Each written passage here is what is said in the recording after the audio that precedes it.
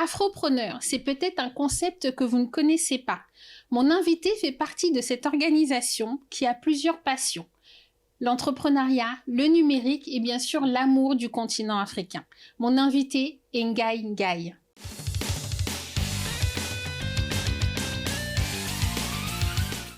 Bonjour Ngaï Ngaï, comment allez-vous? Bonjour Cynthia, je vais bien, merci pour l'invitation. Mais je vous en prie, j'allais vous dire merci d'être venu et merci d'avoir accepté. Je suis ravie de vous avoir et j'étais impatiente surtout.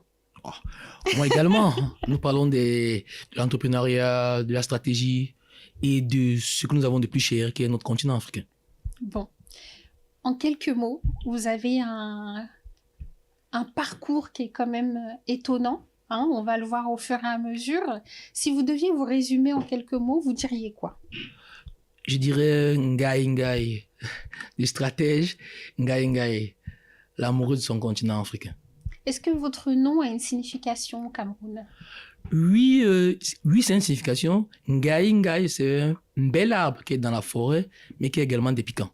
C'est en langue bassa. D'accord. Parce qu'on a l'habitude, normalement, quand on dit « Ah, maman Ngaï Ngaï » ou « Ngaï Ngaï », on pense aux mamans d'abord. Oui, mais Ngaï, c'est camerounais, mais c'est africain, c'est un nom africain, d'origine camerounaise, de la tribu Bassa, qui voudrait dire... c'est un très bel arbre dans la forêt, très bel arbre, comme le disaient souvent mes grands-parents, mais qui a également des petits piquants. Bon, ça en dit long sur votre caractère? Peut-être. Peut-être. Peut-être. Merci. On rentre dans le vif du sujet. Donc, l'afropreneur, c'est quoi pour vous? Ça représente quoi? Afropreneur, c'est une très belle... pour nous, c'est une association, c'est un groupe de personnes, c'est un groupe de jeunes africains qui voudraient changer d'Afrique,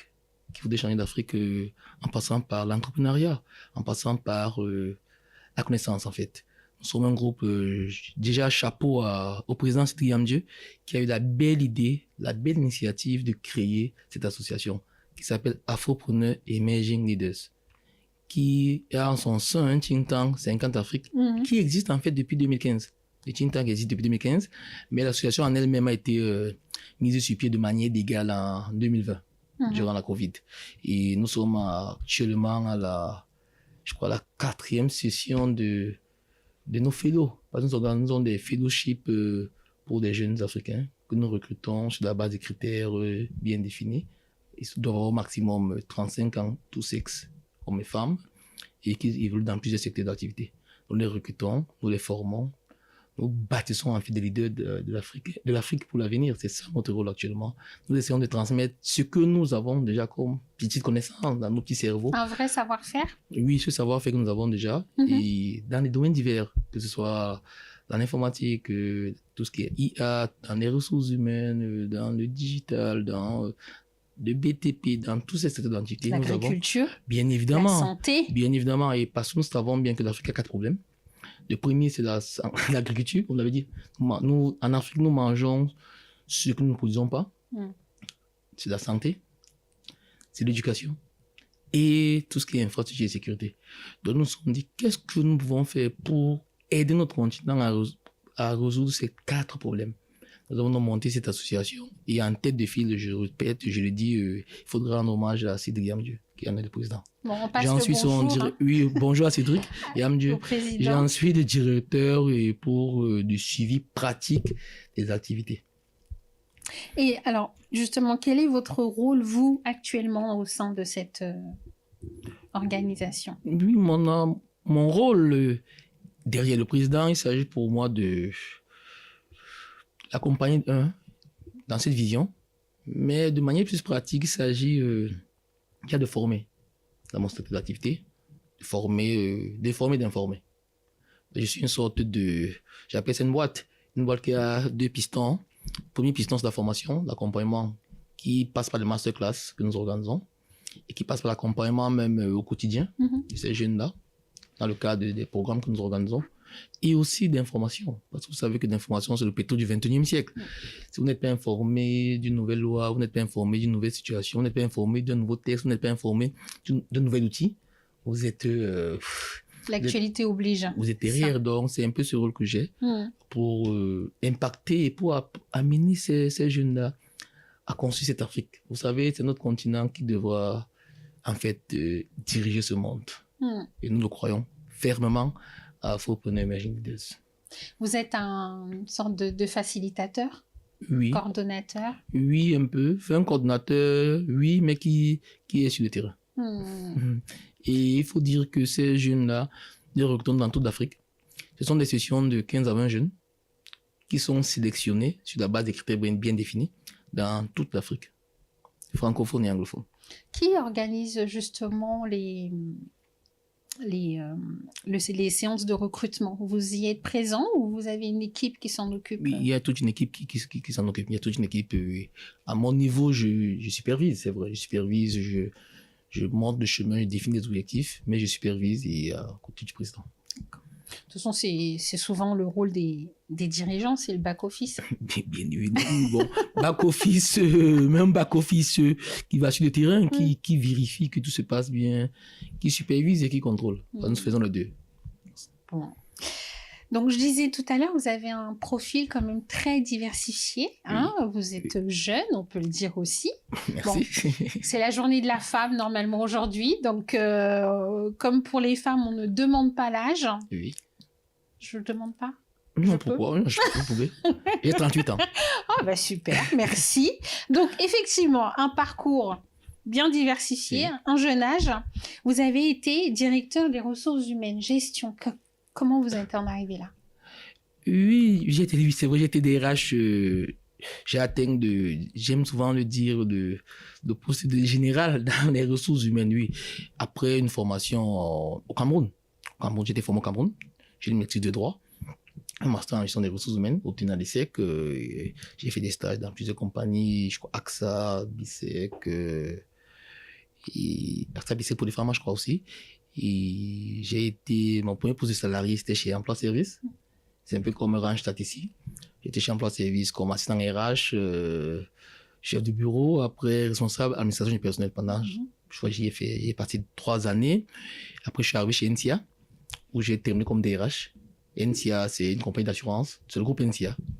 Pas pour faire la publicité, c'est le groupe NCA qui est présent dans plusieurs pays. J'ai été le DRH au Cameroun pour les 2 filiales. Les filiales non-vie, la filiale de vie. Pendant, je crois, 9 années. Et après cela, je passe... Qu'est-ce que ça vous a apporté, cette expérience? Oui, cette expérience m'apporte déjà de la maturité. C'est vrai, vous avez déjà commencé jeune, mais ça m'apporte beaucoup de maturité. J'ai appris beaucoup auprès des grandes personnes, des grands dirigeants. J'en profite parce que c'est avec beaucoup d'émotion que je vais en parler. Quand je parle des ressources humaines, naturellement, ça me permet de parler de dire merci à Thibaut Ntama qui m'a montré le chemin, Jean-Dac Bakinaï, à Manet, Monsieur Manet, Manfred Timba, je ne veux pas que j'en oublie, Monsieur Bakelak, Madame Boum, Rémi Dolores, et aussi mes c'est la journée de la femme.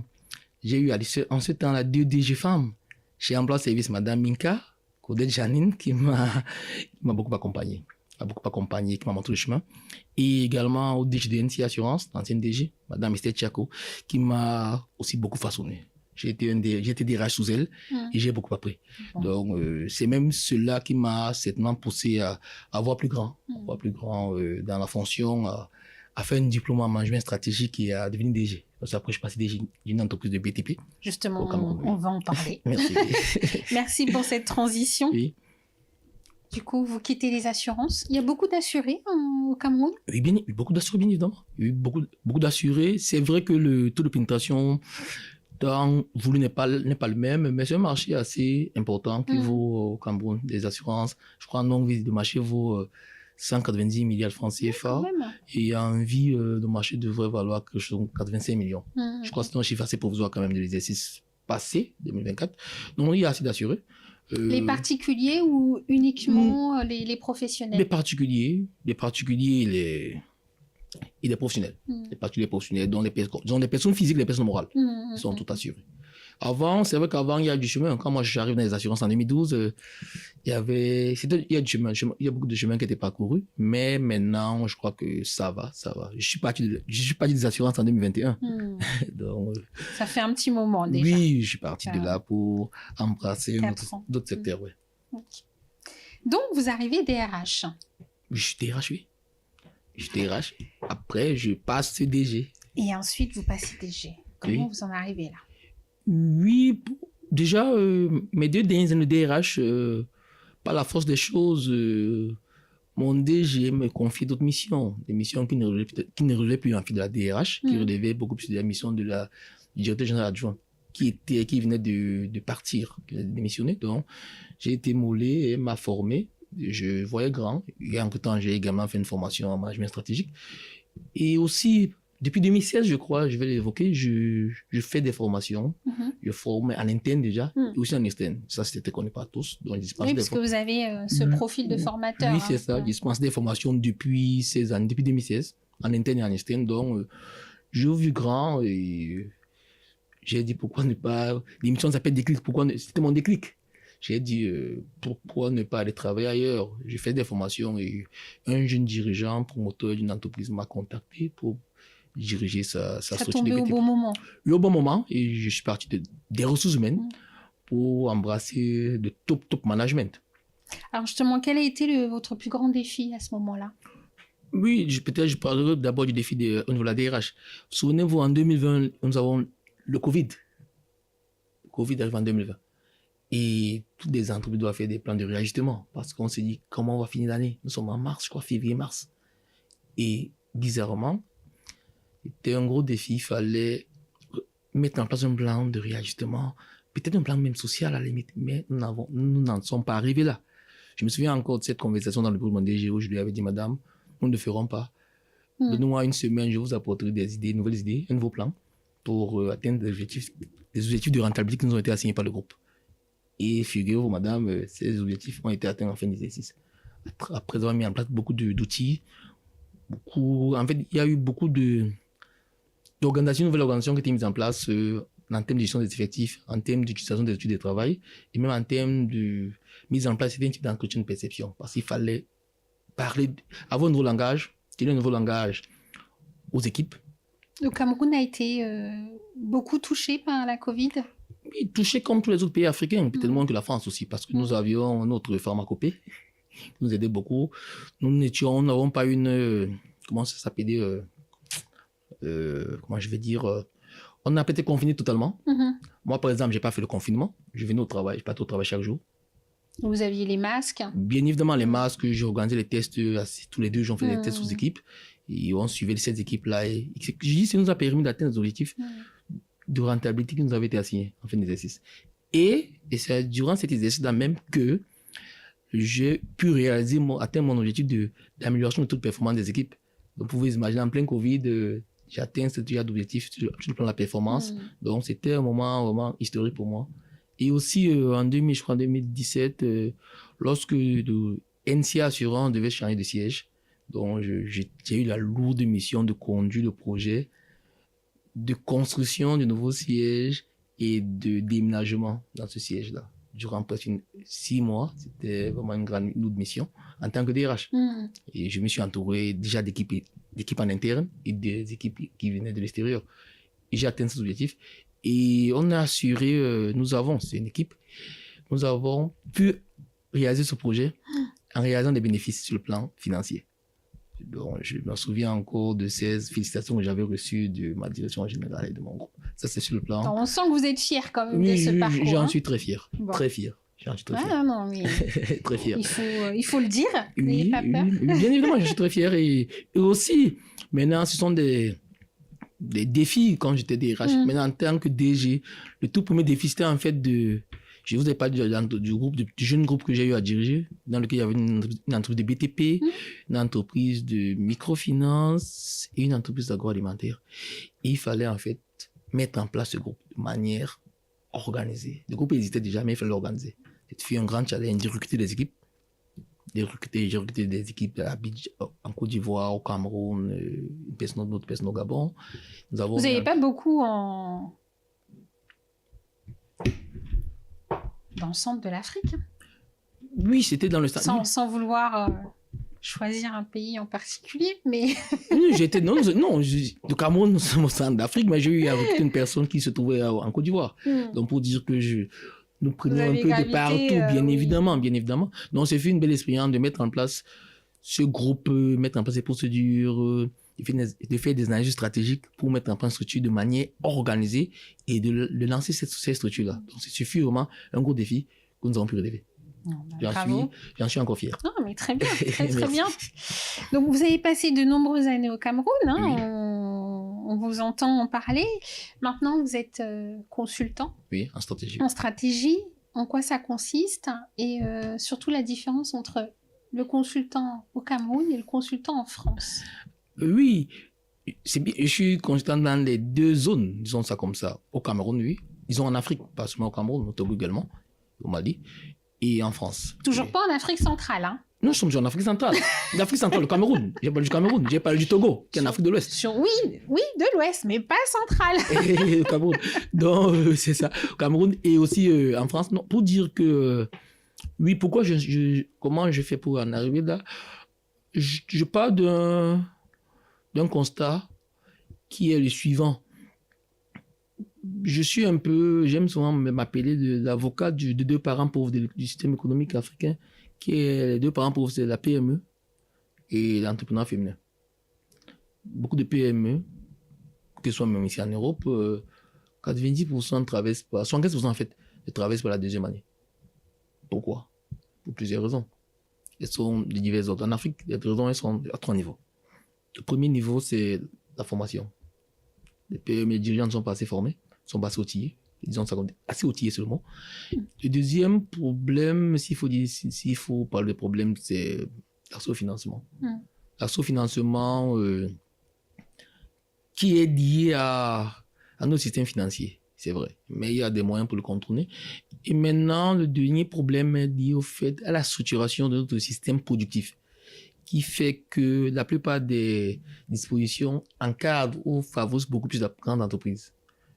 J'aime tout prendre l'exemple des Amériques, des États-Unis, après la Deuxième Guerre mondiale, et où l'État fédéral a créé ce qu'on appelle la SBA, la Small Business Administration, qui s'est chargé en fait d'aider les PME de A à Z. Ça veut dire quoi? De la création au suivi quotidien et jusqu'à... Puis beaucoup de moyens financiers. Naturellement, aussi, beaucoup de moyens parce que jusqu'à créer une structure qui s'occupe, qui est un peu comme l'avocate des PME, qu'on appelle Office of Advocacy.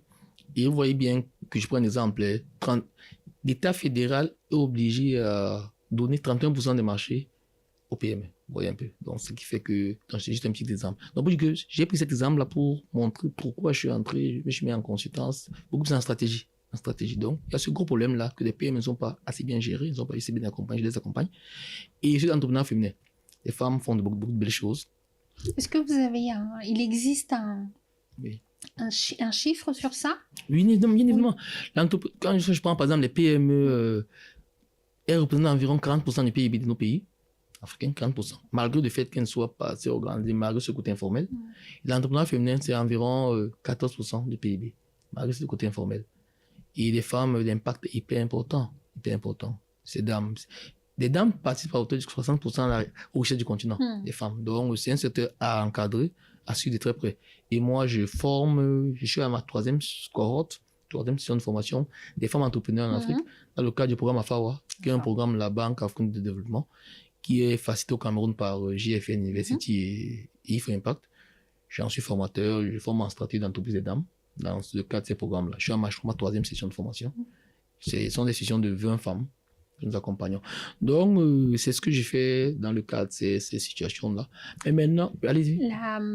La première année, une fois que vous avez formé ces 20 femmes, quel retour vous avez eu? Combien sont aujourd'hui employés en insertion professionnelle au Cameroun? Déjà, les dames qui sont formées, nous recrutons des entrepreneurs qui travaillent déjà. Ça veut dire, je crois, des critères de sélection, je crois, il faut exercer pendant 2 ans déjà. Donc, ce sont des entreprises qui existent déjà. Mais vous signez une promesse d'embauche à la fin de la formation? Je vais mieux expliquer. En fait, c'est un programme qui est financé par la Banque africaine de développement, le programme AFAWA. Et au Cameroun, c'est facilité par IF Impact et GFN. Moi, je suis un expert qui est dépassé ces structures pour venir former ces dames-là, qui sont, elles, on recrute ces femmes dans ces structures de dames sur la base des critères bien définis. L'un des critères, c'est d'exister depuis 2 années. Donc, d'être en activité depuis 2 années, pour qu'on vous aide à vous améliorer, pour qu'on vous aide à réajuster votre business model, pour qu'on vous aide à avoir un business model innovant, pour vous permettre de créer réellement de la valeur, pour vous permettre d'avoir un avantage concurrentiel durable, surtout durable. On va en arriver. Donc, c'est ça. Et donc, en termes de statistiques, les retours sont assez positifs, parce qu'on a des sessions, je crois, tous les 4, 5, 6 mois. Nous les suivons après. Nous les formons pendant des périodes, et après, nous les suivons sur le terrain. Il y a un accompagnement. Bien évidemment. Et à date, aucune entreprise n'a eu à être liquidée. Donc, pour moi, c'est en tant que formateur, c'est un bon résultat, en fait. Parce que le problème, c'est qu'au bout de 2 années, ces entreprises meurent. Mais si elles ne sont pas mortes et qu'elles existent à travailler, ça voudrait dire que notre travail porte ses fruits. Donc, c'est un peu ça. Sur ce volet formation des dames entrepreneurs, c'est également sur le volet accompagnement des PME et TPE. Donc, c'est ce volet-là. Maintenant, pour l'insertion. Pour l'insertion, oui. Pour l'insertion, puisque l'insertion, elles sont déjà en activité, donc elles y sont déjà. Donc, c'est un peu ça. Donc, maintenant, vous m'avez posé la question sur le continent entre la France et le Cameroun, c'est ça? Oui, la France et le Cameroun, oui, je suis des deux côtés. Ce sont les mêmes outils. Mais il est vrai qu'il y a une différence. C'est qu'au Cameroun ou dans d'autres pays africains, le niveau d'exigence n'est pas le même. Il y a plus d'exigence en Occident, à date, qu'en Afrique. Et également les outils. Les outils ne sont pas les mêmes. Il y a plus d'outils ici. Dès lors que vous êtes un peu éveillé, pour avoir accès à plusieurs outils, il y a plus de facilité, en termes de formation même. En Afrique, nous sommes encore en train de travailler sur ces problématiques-là. Donc, c'est ça. Ça se développe. Ça travaille beaucoup, oui. La dernière fois, je m'entretenais avec un jeune qui fabrique des drones qui détectent des maladies sur les plantes. Vous voyez un peu, au Cameroun. Donc, ça veut dire qu'il y a des avancées qui sont notables et qu'il faut évoquer ici. Et puis, il y a un vrai savoir-faire. Hein. Bien évidemment, bien évidemment. Bon. Donc, comment vous êtes arrivé justement à vous projeter aussi en France et comment vous avez eu vos contacts? Parce que c'est pas évident pour un entrepreneur qui arrive du continent africain à s'implanter aussi en France. Oui. Bon, les contacts, on peut les créer. C'est le réseau. Oui, c'est le réseau. C'est vrai, c'est le réseau, mais c'est aussi beaucoup de... Tout à vous parler d'Afropreneur, qui a été un bon moyen parce que dans le cadre d'Afropreneur, nous organisons des masterclass que j'anime, qui sont souvent gratuites. Il suffit qu'une personne se connecte pour qu'elle puisse en sortir avec des bons éléments, des bons outils que nous partageons de manière gratuite. Et le fait aussi de participer à beaucoup d'événements. Je crois l'année dernière, j'étais à Genève pour un forum économique qui était organisé par la CICP sur... je devais intervenir sur la suivi des PME en Afrique. Qu'est-ce qu'il faut faire pour faire suivi des PME en Afrique? Donc, j'ai participé à beaucoup d'événements sur la place européenne qui m'ont permis de faire connaître. Sur le plan de la stratégie, en tant que formateur en stratégie et autres. Et aussi, bon, c'est un environnement que je connais depuis des années parce que j'ai de la famille également. Donc, je crois que c'est plus facile. C'était plus facile. Je me sens autant à l'aise à Douala qu'ici dans vos studios en plein Paris. À Paris. Donc, quel conseil aujourd'hui vous pourriez donner, parce qu'en vue de tout votre super parcours qu'on vient d'entendre et votre expérience, un vrai savoir-faire et un savoir que vous partagez, quel conseil vous pouvez donner à des futurs leaders, entrepreneurs qui souhaitent se lancer?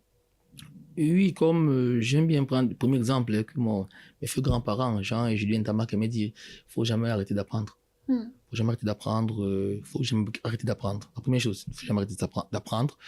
La deuxième chose, vous devez vous connaître en tant qu'entrepreneur, même si vous êtes salarié, vous êtes un jeune, en termes de déchets, vous devez vous connaître réellement. Connaître vos préférences cérébrales. Vous savez, nous avons 4 types de cerveaux. Il y a le cerveau bleu, le cerveau de la logique, des chiffres, le cerveau vert. Cerveau des procédures, des gens qui sont dans les procédures. Le cerveau rouge, c'est des gens qui aiment gérer les ressources humaines, sont des gens des questions assez venantes. Le cerveau marron, c'est des personnes, des rêveurs, de vous connaître. Vous connaître naturellement. Et aussi connaître vos centres d'intérêt professionnel. Vous savez, les centres d'intérêt professionnel déterminent votre capacité à vous épanouir dans un secteur ou pas. Les centres d'intérêt professionnel sont, je crois, au nombre de 7. C'est l'influence par les idées. Les gens sont plus orientés vers le marketing. La gestion d'entreprise, des gestionnaires d'entreprise, ceux qui sont amener à gérer, à créer des entreprises, le mentorat des gens qui aiment suivre des autres. Il y a aussi également l'analyse quantitative. Les personnes sont orientées vers les chiffres. Et il y a tout ce qui est d'amour de la technologie. Vous voyez un peu. Donc, quand vous connaissez déjà, vous savez dans quel couloir vous devez entrer. Vous voyez, l'idée, c'est vrai, il y a des secteurs porteurs nouveaux. Vous voyez un peu. Mais il faut se connaître d'abord. Mais il faut se connaître d'abord. Quand vous connaissez d'abord, vous êtes à même de savoir dans quel couloir, comme j'aime bien ce mot de couloir, dans quel couloir entrer. Vous voyez un peu. C'est hyper important de savoir. Et aussi, quand vous connaissez déjà, c'est à vous aussi je parle de l'apprentissage qui est permanent. Je parle de fait de se connaître. Et il y a ce qu'on dit toujours, c'est il faut maîtriser l'effet pivot. C'est quoi l'effet pivot? C'est lorsque vous lancez dans une activité, vous devez la maîtriser d'abord. Vous devez rester focus. Pour ça, vous avez des personnes qui commencent une activité, vous montez votre chaîne de télé, par exemple. Comme si on a ici en Afrique 1. Ah, vous dites non, très bien. Ah, le textile donne également beaucoup d'argent. Non, je vais faire le textile. Vous n'avez pas encore maîtrisé l'audiovisuel, vous tombez dans le textile. Et même dans ce que nous appelons souvent la diversification, c'est une diversification conglomérale qui n'est pas liée. Pourtant, ce sont des secteurs très, très séparés et dans lesquels vous ne pourrez pas utiliser les synergies et dans lesquels vous ne pourrez pas utiliser certaines compétences. Il sera plus facile d'avoir une entreprise audiovisuelle, d'avoir une entreprise de communication. C'est plus proche. Vous voyez un peu quoi. Mais il sera difficile d'être dans l'audiovisuel et d'être dans le BTP. Donc, vous dites très bien, je suis dans l'audiovisuel, mais directement le lendemain, le BTP donne beaucoup d'argent à Paris, je m'avais fait le BTP. Non, vous devez rester focus. Mais est-ce que, je prends l'exemple du Cameroun, comme on parle beaucoup du Cameroun aujourd'hui. Oui, le continent. Est-ce que les jeunes ne vont pas essayer plutôt de dire je vais aller dans une branche porteur et qui m'apporte de l'argent tout de suite, je me sécurise, qu'une branche où je vais essayer, je tente, mais qui prenne beaucoup de temps et qui n'apporte pas forcément les moyens financiers tout de suite. Est-ce que vous comprenez ça? Je comprends bien ça. Ma réponse souvent à cette question est nuancée. Je le dis oui, je l'ai dit tout à l'heure, il y a des secteurs porteurs dans lesquels on peut aller dans ces secteurs rapidement et gagner vite de l'argent. Juste qu'à un moment donné, lorsque vous allez avoir des difficultés, vous n'allez pas supporter. Parce que c'est pas votre secteur de prédilection. C'est pas dans votre ADN. Vous n'allez pas supporter. Mais quand vous êtes dans le secteur qui représente, en fait, j'ai dit tout à l'heure, je prenais l'exemple des loisirs, passion. Oui, tout ce qui est passion, vous allez y rester. C'est sûr. C'est sûr. Mais quand vous n'êtes pas dans un secteur qui est le vôtre, au bout de la deuxième difficulté, troisième difficulté, vous allez jeter l'éponge. Donc, je reviens sur l'effet pivot que j'évoquais. Le premier élément, c'est d'être focus. Le second élément, c'est de savoir saisir des opportunités. Donc, vous devez être à l'écoute du marché, vous devez avoir les yeux ouverts. Donc, je parle de la lecture, vous devez écouter. Dans vous marchez, vous voyez un bout de papier en route, ramassez-le, lisez. Vous voyez un peu, il faut saisir les opportunités. Le conseil. Oui, et aussi, un élément aussi très important, il n'y a pas de saisir des opportunités, il faut toujours se remettre en cause. La remise en cause touche naturellement l'enseignement, touche le fait de dire qu'est-ce que j'ai fait, qu'est-ce que je devais faire, est-ce que je l'ai fait, est-ce que dans le cadre de ma gestion, j'ai mis en place un plan de maîtrise des risques, est-ce que je suis en processus de changement quotidien, est-ce que j'optimise mes processus, est-ce que. Donc, en fait, comme je dirais à mes apprenants, il faut voir aussi ces axes d'amélioration. Toujours. Et vous devez vous dire, c'est un peu comme une entreprise, on dit souvent en stratégie, c'est un peu comme une entreprise ou une organisation apprenante. Vous devez être une personne apprenante, toujours prête à apprendre, toujours prête à vouloir s'améliorer. Donc, c'est naturellement pour avancer. Le monde, vous voyez, les États-Unis, la Chine, on crée des choses chaque jour. C'est ce que nous voulons, nous, pour l'Afrique. Nous devons créer des choses chaque jour. Nous allons arriver à ce niveau. En tout cas, merci beaucoup pour tous ces conseils, Gaïgaï. C'était un vrai plaisir de vous recevoir. Je serais restée encore 1 heure de plus à vous écouter. C'est déjà fini? C'est rapide, hein? Ah oui, très rapide. Hein? Bon, on va se retrouver très rapidement alors pour une autre émission. Est-ce que vous auriez un petit mot de la fin, un conseil, quelque chose qui pourrait donner envie à nos téléspectateurs de continuer à vous suivre peut-être et écouter vos conseils? Oui, je dis, c'est un élément très important. Beaucoup de structures naissent, grandissent, fonctionnent, mais ne mettent pas en place des outils stratégiques. Donc, c'est très important. Mon rôle, moi, c'est d'accompagner ces structures-là. C'est de permettre à ces structures-là de créer de la valeur, d'être rentable de manière durable. Vous pouvez être rentable par des effets de la nature, pas les effets contingents. La Covid est arrivée, tout le monde a produit des masques et a eu de l'argent. Vous voyez un peu. Mais vous devez être rentable de manière durable. C'est ça mon rôle en tant que conseiller en stratégie, en tant que stratège. Vous voyez un peu, c'est ça mon rôle. Donc, je dois vous amener, vous, à vous permettre d'avoir une offre qui est adaptée à votre marché, à maîtriser tous vos process, donc à maîtriser tout ce qui est votre chaîne de valeur et avoir un prix qui est adapté. Donc, mon rôle, en fait, c'est d'accompagner ces entreprises-là à grâce à vos conseils, bien évidemment, vos formations. Oui, être rentable de manière durable. Donc, créer ce qu'on appelle l'avantage concurrentiel, qui passe par la maîtrise de votre secteur d'activité, par votre stratégie et naturellement par, de secteur, en fait, je pas par la maîtrise de votre secteur d'activité, par la stratégie que vous allez mettre en place naturellement et aussi par dans le métier de votre environnement. L'ensemble. Bon. Évidemment. Pour vous suivre, on vous retrouve sur les réseaux sociaux, j'imagine. Oui, LinkedIn. Oui, LinkedIn naturellement. D'accord, LinkedIn, très bien. LinkedIn. Très bien. Merci beaucoup à tous et toutes de nous avoir suivis. Je souhaite une très belle journée à toutes les femmes parce qu'aujourd'hui, nous sommes le 8 mars. On vous fait plein de gros bisous et bien sûr, prenez soin de vous. À très vite.